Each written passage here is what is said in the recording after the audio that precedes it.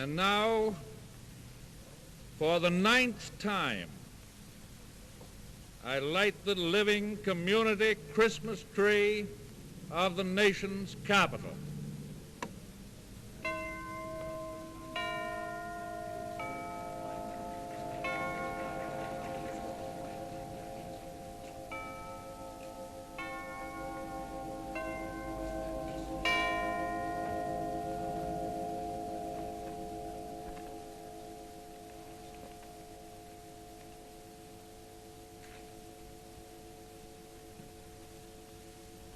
Fellow workers for freedom,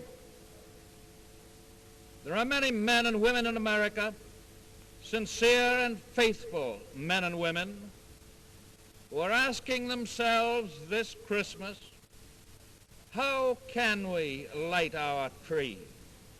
How can we give our gifts? How can we meet and worship with love and with uplifted spirit and heart in a world at war, a world of fighting and suffering and death? How can we pause, even for a day, even for Christmas Day, in our urgent labor of arming a decent humanity against the enemies which beset it? How can we put the world aside, as men and women put the world aside in peaceful years, to rejoice in the birth of Christ? These are natural, inevitable questions in every part of the world which is resisting the evil thing. And even as we ask these questions, we know the answer. There is another preparation demanded of this nation beyond and beside the preparation of weapons and materials of war. There is demanded also of us the preparation of our hearts, the arming of our hearts. And when we make ready our hearts for the labor and the suffering and the ultimate victory which lie ahead, then we observe Christmas Day with all of its memories and all of its meanings, as we should. Looking into the days to come, I have set aside a day of prayer, and in that proclamation I have said, the year 1941 has brought upon our nation a war of aggression by powers dominated by arrogant rulers whose selfish purpose is to destroy free institutions. They would thereby take from the freedom-loving peoples of the earth the hard-won liberties gained over many centuries. The new year of 1942 calls for the courage and the resolution of old and young to help to win a world struggle in order that we may preserve all that we hold dear. We are confident in our love of any other symbol against enemies who preach the principles of hate and practice them. We set our faith in human love and in God's care for us and all men everywhere. It is in that spirit, and with particular thoughtfulness of those our sons and brothers who serve in our armed forces on land and sea, near and far, those who serve for us and endure for us, that we light our Christmas candles now across the continent, from one coast to the other, on this Christmas Eve.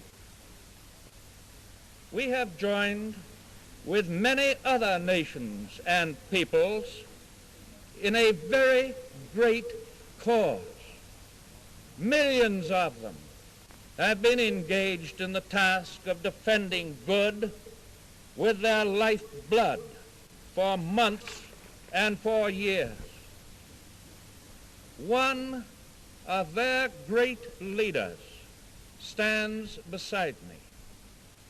He and his people in many parts of the world are having their Christmas trees with their little children around them, just as we do here. He and his people have pointed the way in courage and in sacrifice for the sake of little children everywhere. And so I am asking my associate, my old and good friend, to say a word to the people of America, old and young, tonight.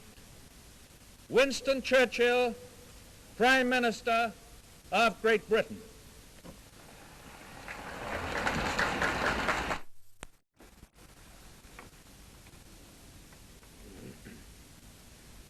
Fellow workers in the cause of freedom,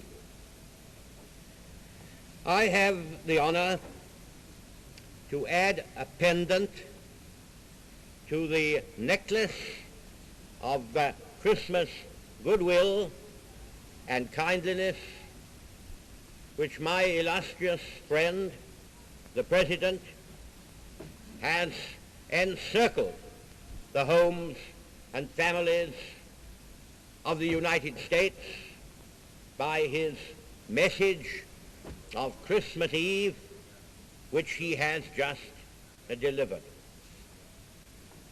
I spend this anniversary and festival far from my country, far from my family, and yet I cannot truthfully say that I feel far from home, whether it be by the ties of blood on my mother's side, or the friendships I have developed here over many years of active life, or the commanding sentiment of comradeship in the common cause of great peoples who speak the same language, who kneel at the same altars, and to a very large extent pursue the same ideals, whichever it may be, or all of them together. I cannot feel myself a stranger here in the center and at the summit of the United States.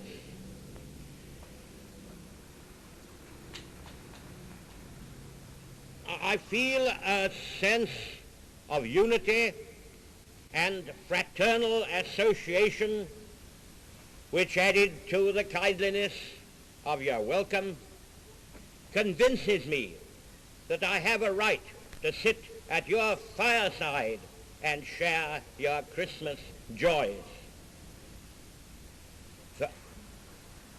Fellow workers, fellow soldiers in the cause, this is a strange Christmas Eve.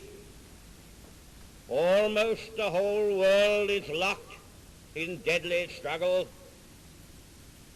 armed with the most terrible weapons which science can devise. The nations advance upon each other. Ill would it be for us this Christmas tide if we were not sure that no greed for the lands or wealth of any other people, no vulgar ambition, no morbid lust for material gain at the expense of others had led us to the field. Ill would it be for us if that were so. Here in the midst of war, raging and roaring over all the lands and seas, creeping nearer to our hearths and homes, here amid all these tumults, we have tonight the peace of the Spirit in each cottage home and in every generous heart. Therefore, we may cast aside, for this night at least, the cares and dangers which beset us, and make for the children an evening of happiness in a world of storm. Here then, for one night only, each home throughout the English-speaking world should be a brightly lighted island of happiness and peace. Let the children have their night of fun and laughter. Let the gifts of Father Christmas delight their play. Let us, grown-ups, share to the full in their unstinted pleasures. Before we turn again to the stern tasks and formidable year that lie before us, resolved that by our sacrifice and daring, these same children shall not be robbed of their inheritance or denied their right to live in a free and decent world. And so, in God's mercy, a happy Christmas to you all.